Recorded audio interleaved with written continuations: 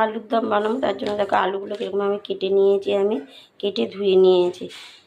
এখানে কড়াইতে তেল গরম হয়ে গেছে, আলুগুলো প্রথমে আমি ভেজে নেব লাল লাল করে। আলুটা লাল লাল করে ভাজা হয়ে গেছে, এবার তুলে ততক্ষণে এখানে আমি মশলাগুলো সব রেডি করে নিয়েছি। টমেটো কুচি, ক্যাপসিকাম কুচি, আদা বাটা, লঙ্কা গুঁড়ো, ধনে জিরা গুঁড়ো, হলুদ গুঁড়ো, চাল মগজ কাজু বাটা, আর নিয়েছি নুন, ফোড়নে দুটো তেজপাতা, ক্যাপসিকাম কুচি।